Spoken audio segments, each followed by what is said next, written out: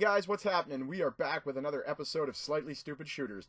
Today's big dumb idiot is a game called HAZE. Exclusive to the PlayStation 3, it launched in 2008. It was developed by Free Radical, who is famous for the Time Splitter series, and for as amazing and fun as those two games were, HAZE goes in the complete opposite direction. It was published by Ubisoft, who at this time became more beholden to investors and shareholders than they did to the average gamer. Wanting to meet bottom lines and turning profits became a big deal. You play as a character named Shane Carpenter, who is a part of an army of super soldiers who is genetically enhanced with a drug called Nectar. Nectar makes the character, or the soldiers, impervious to pain for a while, and everything is in slow motion. The enemies become highlighted. That said, you're on the tails of rebel leader Thomas Skincoat Marino. You are led to believe that he is a horrible butcher. You come to find out that he is neither a horrible butcher, nor is he a warlord. He is only fighting for his people, and you find out that the reason that your corporation is you're part of a private military corporation, and the reason that your PMC is there is to harvest the essential ingredient to make nectar.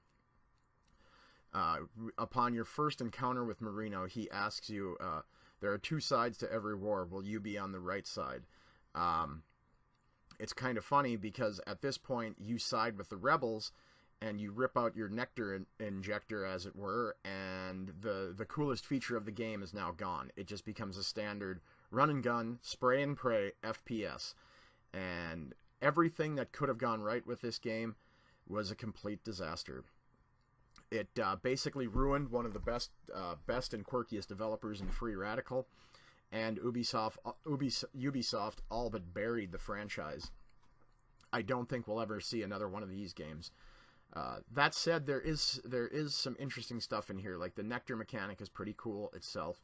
Otherwise, the shooting is fairly standard. You know, you got your 2-weapon loadout. You've got some driving missions.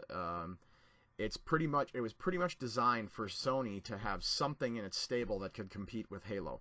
And on the single player front, not even close. On the multiplayer front, I don't even recall playing a single round of multiplayer when the servers were active for this game.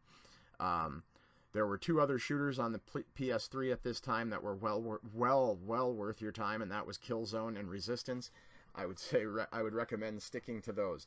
However, this game, if you are a Power Up Rewards member at GameStop, at the pro level, this game is an 89-cent game. It is definitely worth the 89 cents just to see how stupid this game is and how awful it is. At the end of the day, there's a ton of potential in this game that was completely wasted, and I have a feeling this was not a decision made by Free Radical. This was from signing their contract with Ubisoft.